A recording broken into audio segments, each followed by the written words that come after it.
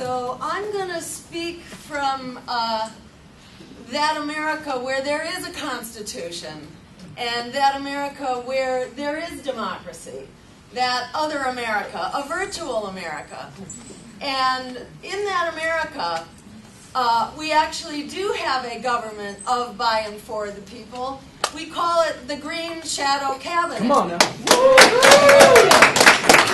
And just to give a taste of what democracy feels like, I just want to tell you some of the things that we together have accomplished in the Green Shadow Cabinet's America. And the government of, by, and for the people that we together have created. And if we had a real democracy and real hand-counted paper ballots and money out of politics and a free media that actually allowed full and fair coverage of all candidates, these are the kinds of things that we would have right now. And I think in order to get there, in order to get election integrity, in order to get voting reform and instant runoff voting and proportional representation and the things that really represent who we are and what we feel and what we need and what we want right now, we have to couple democracy reforms with economic reforms, with health care reforms, with housing reforms, because the reality is that most people are really struggling day to day to keep their heads above water.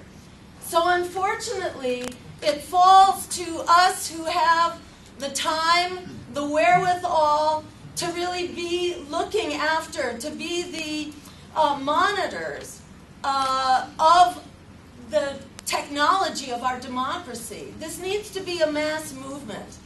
And in order for it to be a mass movement, we really have to bring our movements together.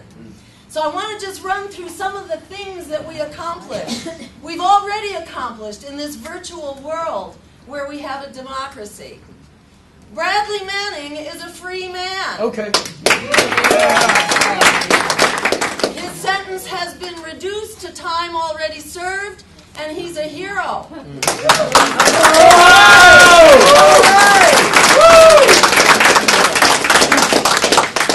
He's a hero for telling the care of. You are now covered. Nice. Through Medicare for all. Just try that on.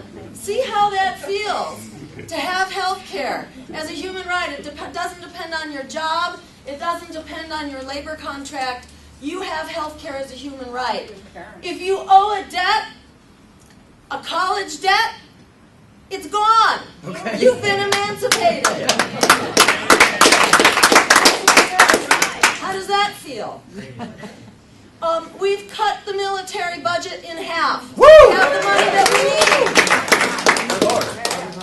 And we've created a Green New Deal so that we can create the jobs that we need right now for everyone. If you're out of work, if you're working a part-time, a temporary job, no worries. You now, instead of going down to an unemployment office, you go down to the employment office, and you get a full-time living wage job. Woo!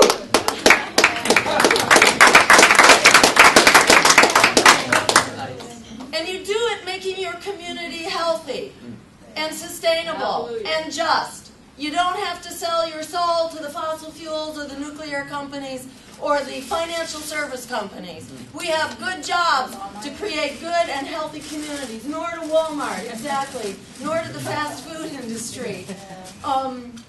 So we can not only create jobs, we can also end the climate crisis right now.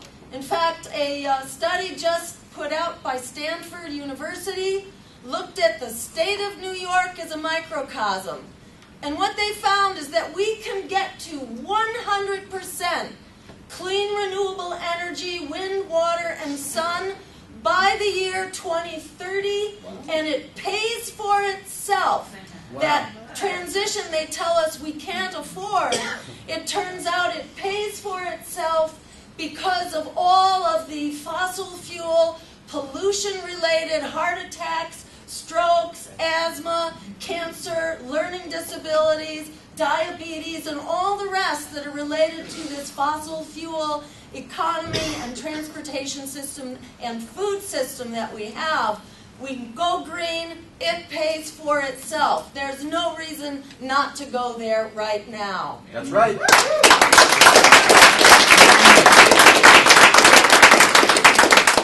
And as part of the Green New Deal, we call for democracy reforms because there will be no getting of these transformational policies while the predators continue to run the show in Congress, in the White House, and in the voting booth and the voting machines. So we call for a democracy agenda, which includes a constitutional right for everyone to vote. You don't need an ID card, and that can't be used in order to disenfranchise everyone who needs and deserves a right to vote. We will get money out of politics. Political campaigns will be funded publicly by public money so that the votes of our elected officials cannot be bought, period. Money is out, people are back in.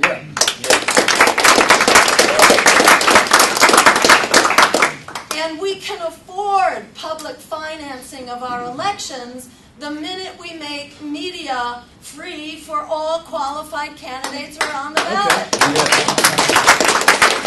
The excuse is used that we can't afford public financing. We passed it in Massachusetts by a 2-to-1 margin, and the legislature, which was about 85% Democratic, repealed it, saying that, oh no, there was no way we could possibly afford to pay the costs of elections. You know, if we can't afford to pay the costs of elections, we have a real problem on our hands. But we can get rid of that problem by eliminating the cost up front, by making media free. That's where the cost of elections comes in. They've usurped the public airwaves. We need to take them back.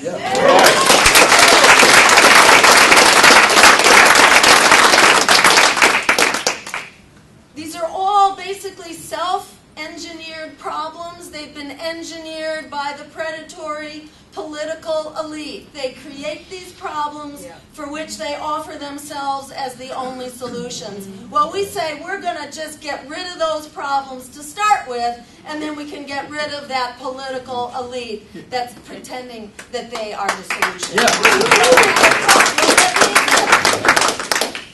And of course, we're calling for hand-counted paper ballots so that we can truly have meaningful votes and votes that are real and elections that have integrity. Yes.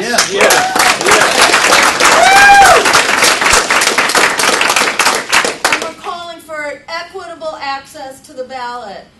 In the campaign that I just ran, we spent the first 10 months really just getting on the ballot. And then we had about 5 weeks to then run a political campaign. So we need to make election access, ballot access equitable, as we need to make equitable our debates. We should not be in the business of locking up grandmotherly presidential candidates and strapping them to chairs for 8 hours, handcuffing us to metal chairs, surrounded by Secret Service, Homeland Security, and militarized police, because we do represent that big a threat. Wow. Yes.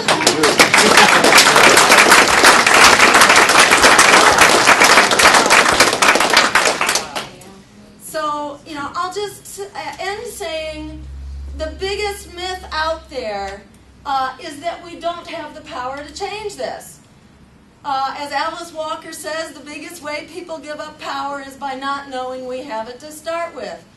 1 out of every 2 Americans now, according to the U.S. Census Bureau, is either in poverty or heading towards it and very close. That's half of all Americans. That is a lot of people. Add that up with the 39 million students who are indentured servants, because there is no way out for them. According to the Department of Labor, 9 out of 10 jobs coming online over the next decade are low-wage, insecure jobs that do not pay college wages. They don't require a college degree, so all those students are basically stuck where they are. Half of those jobs coming online now, according to the Department of Labor, don't even require a high school degree or pay high school wages. So get ready, hold on to your hat. What we're seeing now is just a taste of what's to come. But the message here is that if we broaden our movement, this is a movement for democracy and election integrity. It's also a movement for economic justice, for jobs for everyone, for living wages, for health care as a human right, for education that's free from pre-kindergarten through college, through a college degree, for ending college debt, for breaking up the big banks and putting the Wall Street crooks into jail. Yes.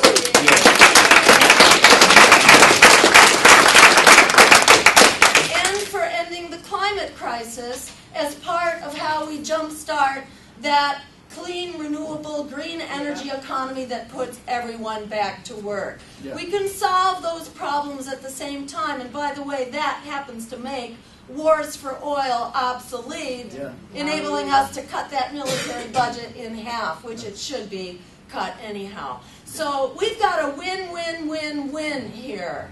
And the only missing ingredient is for us to take ourselves seriously and to take the responsibility that we have very seriously.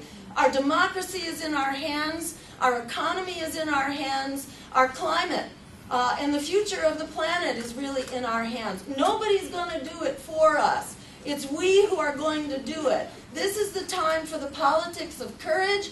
All that stuff about, oh, you don't dare to vote for an independent third-party candidate because you'd be throwing away your vote. It's exactly the opposite. If you vote for more of the same, you're going to get more of the same.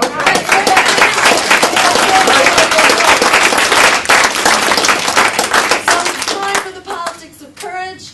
This has been a wonderful session and a wonderful meeting.